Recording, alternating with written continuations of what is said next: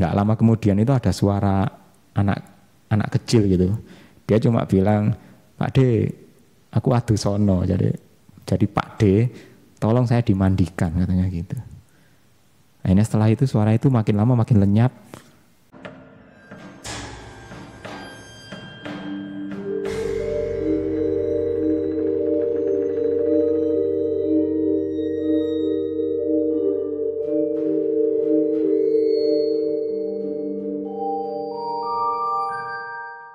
Assalamualaikum warahmatullahi wabarakatuh. Halo sobat berkisah, kita jumpa lagi di Mystery Zone. Bagi yang belum subscribe, silakan untuk subscribe agar tidak ketinggalan kisah-kisah kami selanjutnya. Oke sobat berkisah, malam hari ini tentunya kami hadir dengan satu cerita.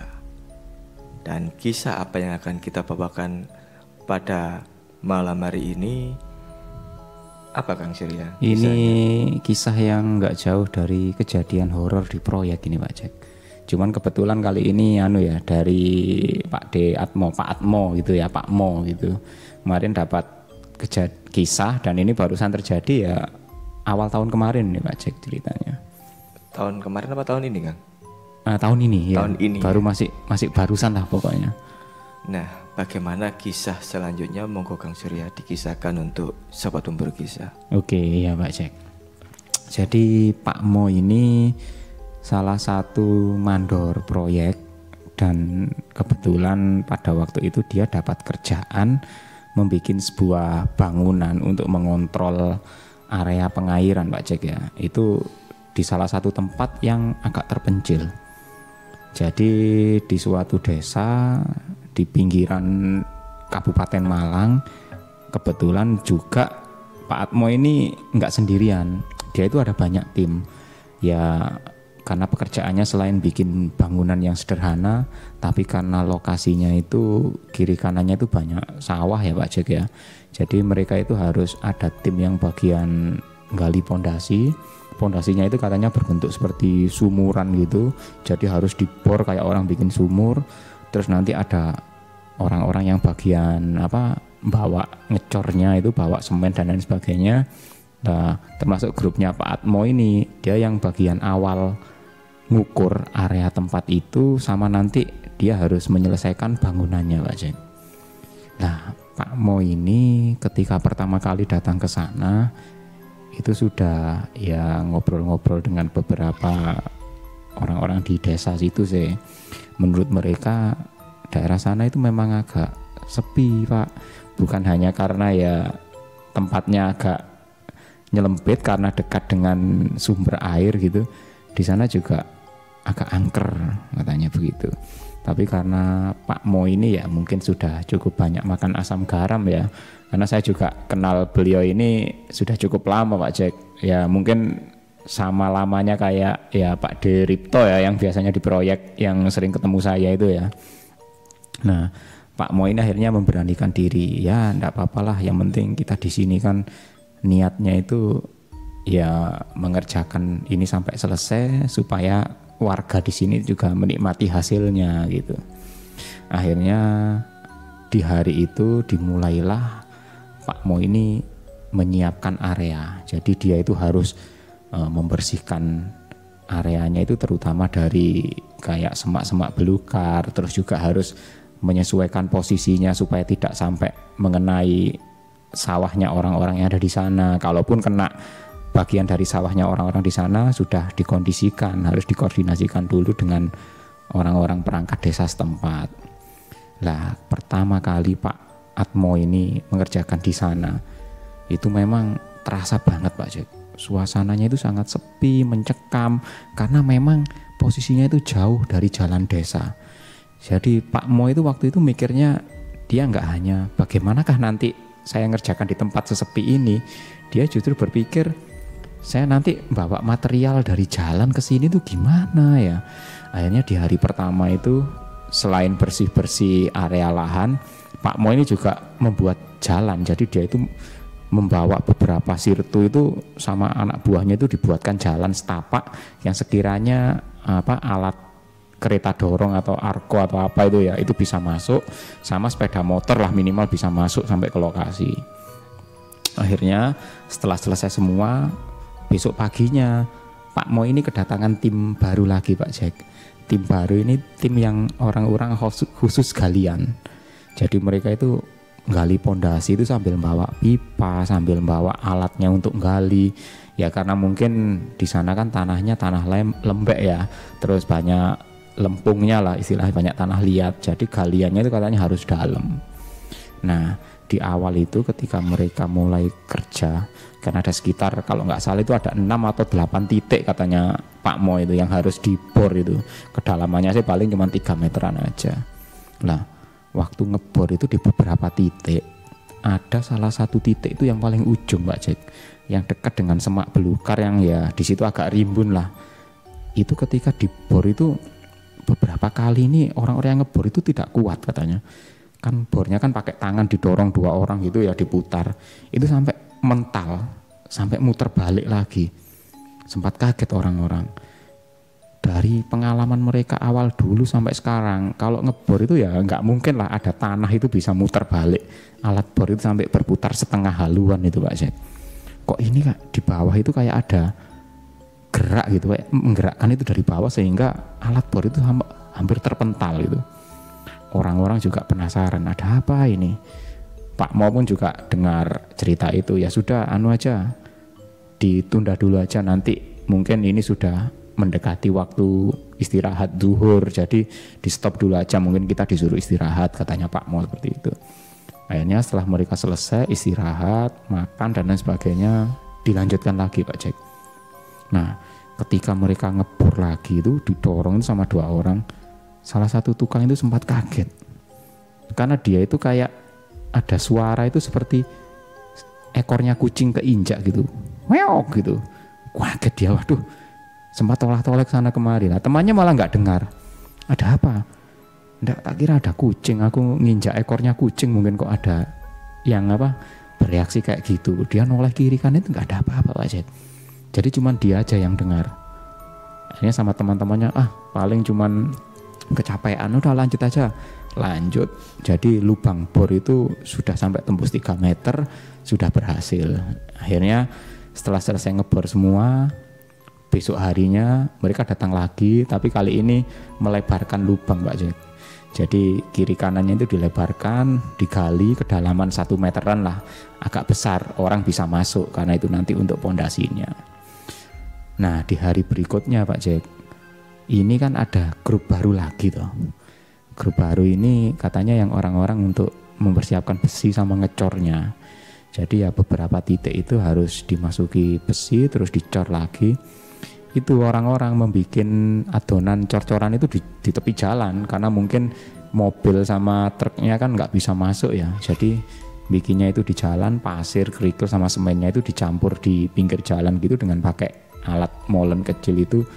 Baru mereka itu sambil membawa geledekan atau kereta dorong itu ngecor satu-satu. Nah ketika grup ini bekerja, memang timnya Pak Mo waktu itu memang nggak masuk karena mereka kan nggak ada kerjaan ya, kerjaan galian dan kerjaan bersih-bersih sudah selesai.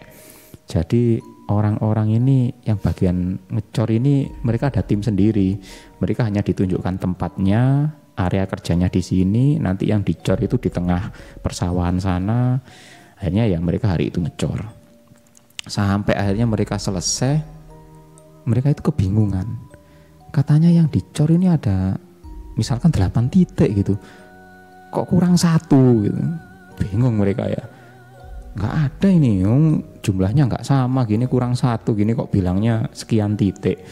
Malahan kata mereka itu dicari di urukan-urukan itu kan bekas galian kan ditumpuk di sebelahnya ya, sampai itu dibongkari semua Pak Jack. Jangan-jangan ketutupan urukan tanah gitu atau ketutupan semak-semak, ya nggak ada. Mereka sampai ngecek gambarnya lagi itu, ya kayaknya bener sih yang kita cor emang jumlahnya sekian, tapi kok 1 titik ini belum digali kayaknya. Ya sudah, ini bukan kesalahan kita, berarti orang-orang yang gali ini yang salah, belum digali kok kita disuruh kerja. Ya sudah, kita cor yang ada aja. Akhirnya hari itu mereka ngecor hanya lubang-lubang yang memang sudah siap saja. Yang 1 lubang masih belum digali itu dibiarin sama mereka. Nggak mungkin mereka gali karena mereka kan tim yang berbeda gitu. Sampai akhirnya besoknya itu Pak Mo itu datang, karena malam hari itu dia sudah diberitahu, kayak dikabari gitu, kalau ada satu titik itu belum digali. Nah Pak Mo kan juga kaget ini, waduh ini apaan ini, kok perasaan kemarin sudah selesai semua, ini orang cornya yang main-main apa memang kita yang keliru bikinnya gitu. Pagi-pagi itu Pak Mo itu datang ke sana Pak Jack, datang ke sana itu, dan beneran ada satu lubang itu nggak dicor, tapi lubangnya memang ada. Bahkan Pak Mo waktu itu sempat marah-marah, dia itu telepon sama kepala tukangnya yang bagian ngecor itu, dia sampai marah-marah, lah ini ada lubangnya, difotokan sampai dikirim juga. Ya ternyata katanya kemarin itu mereka nggak lihat kalau di situ ada lubang. Bahkan ya mereka sempat ngomong, ya mungkin kemarin itu disembunyikan Pak lubangnya. Loh, siapa yang menyembunyikan lubang? Wong nggak ada orang saya di sini, saya juga kemarin libur semua. Ya disembunyikan sama yang ada di sana katanya gitu. Pak Mo sempat agak penasaran juga, apa benar ceritanya orang-orang ini kalau di sini memang agak angker gitu. Tapi ya Pak Mo kan ya menepis itu semua lah, karena dia datang ke situ niatnya benar-benar untuk kerja supaya cepat selesai, supaya nanti proyek ini bisa bermanfaat bagi warga sekitar. Ya akhirnya Pak Mo pun lanjut lagi, dia dan teman-temannya itu merapikan area kerjaan sambil persiapan menguruk lubang-lubang bekas cor yang sudah ada pondasinya itu Pak Jack. Nah kerjaan itu waktu itu memang katanya Pak Mo hari itu cuacanya itu agak mendung, jadi bahkan menjelang siang itu katanya itu sudah sangat gelap sekali Pak Jack. Orang-orang ini kepikir karena di area situ kan untuk tenda itu kan hanya terbatas ya, hanya untuk barang-barang dan material saja. Jadi ketika gerimis datang, orang-orang ini berlarian semua ke pinggir jalan, karena di pinggir jalan itu di situ katanya ada kayak semacam pos kamling atau ya bale-bale bambu gitulah, biasanya buat orang-orang yang habis dari sawah istirahat sebentar di sana. Lagi pula motornya orang-orang kerja itu diparkir di situ semua. Akhirnya begitu gerimis, orang-orang itu berlarian keluar dari proyek, menyusuri jalan setapak itu yang hanya buat dorong kereta itu, sampai akhirnya nyampe ke area tempat istirahat sama parkir motor. Di sana mereka itu ngobrol karena nggak bisa kerja ya. Ini gerimis ini kok nanggung gitu ya. Hujan nggak deras sekalian, tapi gerimis terus-terusan, cuman mendungnya itu gelap banget Pak Jack. Nah mereka itu memang nggak sedia lampu karena memang nggak ada rencana untuk ngelembur ya. Pekerjaan baru masih di pondasi, nggak mungkin lah ada agenda ngelembur. Akhirnya mereka terus menunggu sampai ternyata nggak hujan itu nggak berhenti sama sekali Pak Jack, nggak selesai hujannya.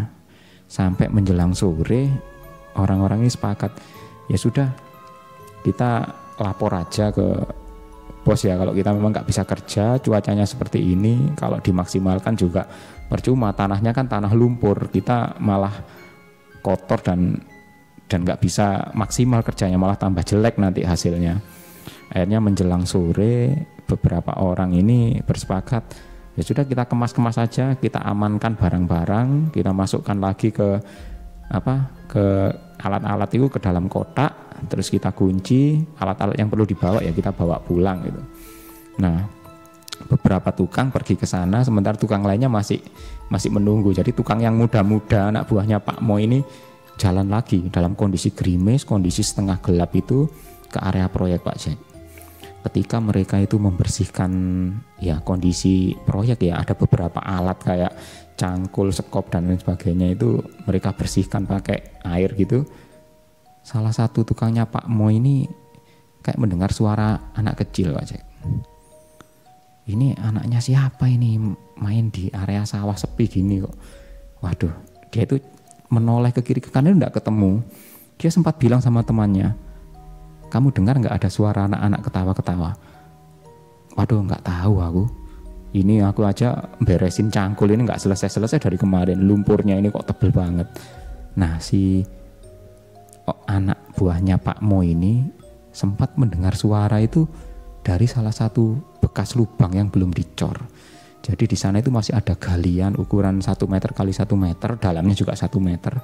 Itu kan kemarin belum sempat dicor Pak Jack, karena katanya lubang itu hilang, lubang itu disembunyikan.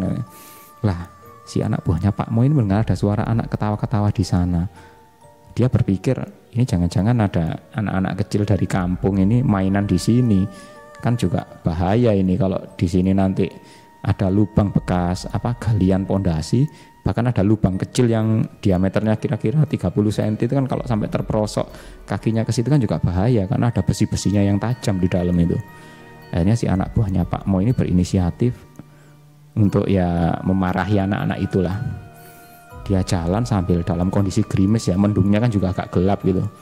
Dia itu mendekati lubang. Di sana itu memang hanya ada satu anak Pak Jack. Mungkin usianya sekitar 4 tahunan lah. Jadi ada anak laki-laki usianya sekitar 4 tahunan. Dia itu duduk berjongkok dan kepalanya itu dimasukkan ke dalam lubang bekas ngebor gitu Pak Jack, yang diameternya nggak begitu besar itu.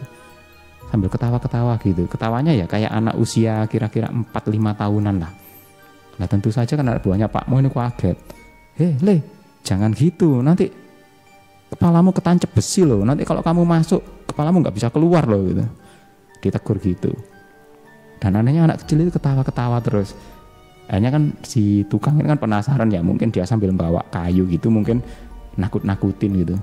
Dia mendekati, memutari lubang itu, sambil kayu itu dipukul-pukulkan ke tepian lubang. Tak. Ya ayo pulang, kamu dicari orang tuamu nanti. Ketika anak kecil itu sudah terdiam Pak Jack, dia itu bangun ya. Tapi kepalanya itu masih tetap nunduk Pak Jack. Dan kagetnya si anak buahnya Pak Mo ini, katanya kepalanya itu nunduk itu sampai ke perut Pak Jack. Jadi lehernya itu kayak patah gitu ya. Dan itu masih ketawa-ketawa. Kaget bukan main kan tukangnya. Akhirnya dia pun ya agak setengah shock gitu, lari dia. Lari, barang-barangnya diambil, langsung nepuk temannya, cepat pulang. Kenapa? Ya sudah ya pulang, ada anak kecil nggak bener di sana. Temannya ini kaget, dia langsung nyamperin. Di mana? Di lubang. Coba disamperin ayo. Kan nggak jauh, jaraknya kira-kira 6 meteran gitu. Mereka datang ke sana juga nggak ada apa-apa. Bahkan bekas telapak kaki atau jejaknya di lumpur yang basah itu nggak ada sama sekali Pak Jack. Sampai akhirnya mereka pun bergegas lari menemui Pak Mo. Mereka cerita, Pak, di sana tadi kok saya nemui kejadian seperti ini, terus kok agak aneh seperti ini. Pak Mo kan sudah mendengar cerita itu, dia mulai, wah ini berarti ada yang nggak bener ini, ada yang nggak beres. Pantesan mulai kemarin kok orang ngecor ini nggak selesai-selesai itu dicor. Bahkan anak galian pertama kali juga gali di sana itu kok katanya seperti ada kayak suara kucing yang ekornya terinjak gitu, kayak bikin kaget gitu. Akhirnya Pak Mo pun ngajak salah satu temannya yang sama-sama udah berusia ya, kira-kira sama seniornya lah. Ayo Cak, kita lihat sebentar aja. Ngapain Mo? Sudah hujan-hujan gini aku takut.